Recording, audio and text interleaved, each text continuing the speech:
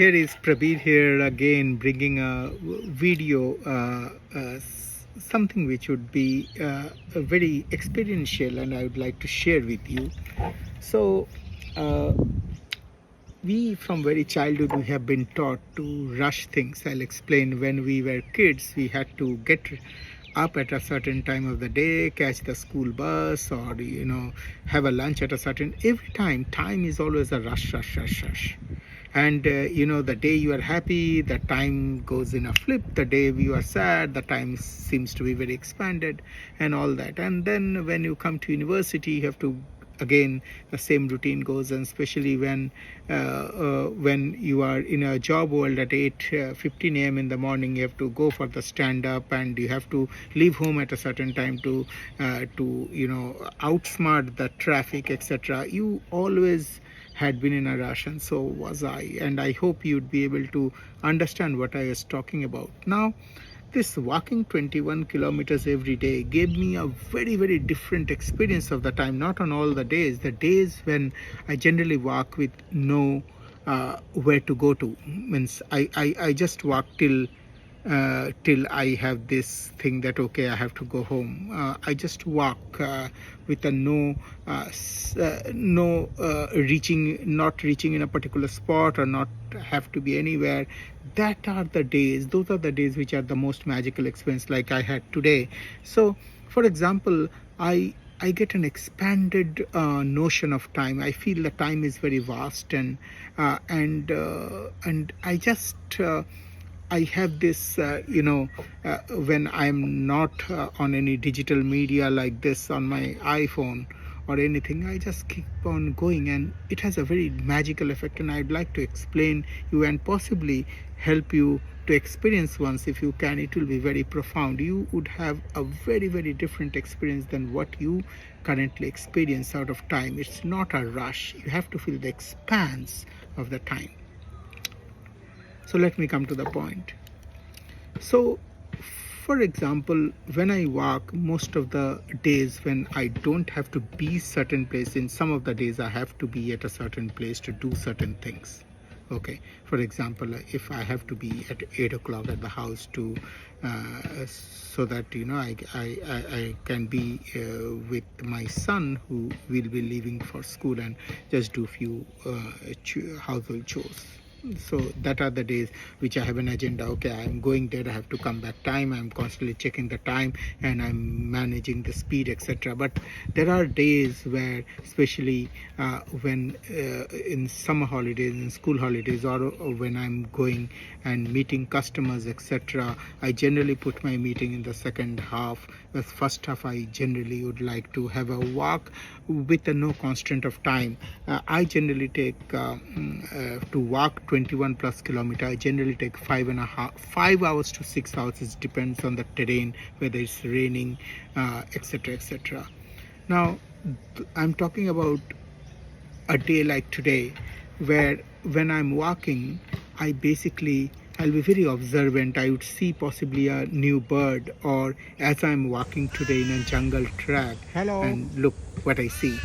I see a white albino deer. I have seen it many times. It is considered a very lucky to see it, and it can only happen if you stand and observe. The other day when I was walking, you might have watched in some of my reels that a pigeon was trying to walk faster than me, and when I walked when I topped up my speed, it again flew and come in front of me, and it happened. It feels so magical, you know.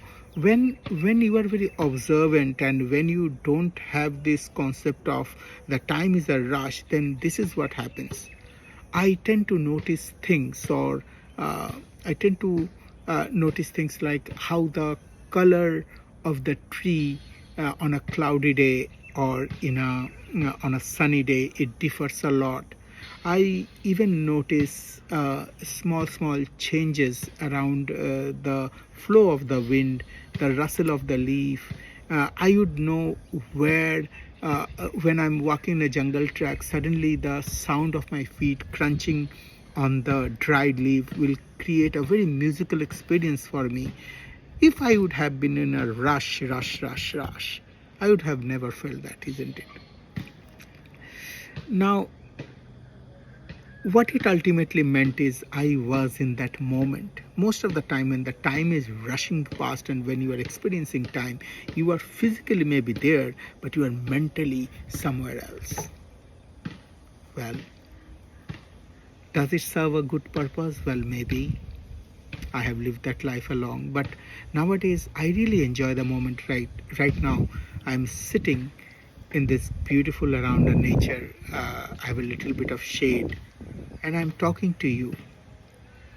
I don't have to really measure whether this video is a reel for 30 seconds or I have to rush to speak something within a minute. I'm just left it, abandoned. And I'm feeling like as if I'm a vagabond. I'm vagabond in this stream of time.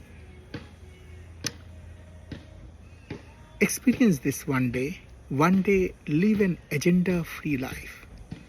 Maybe put your mobile on a airplane mode, or just walk past or do whatever you are doing. Be in that moment. Experience that thing. What you are doing at that moment. Like I'm talking to you through a video. I'm fully concentrated now. My phone is in airplane mode, so no calls are coming. Not expecting any. I'm just enjoying talking to you and looking at a beautiful sky and the vast expanse of beautiful nature.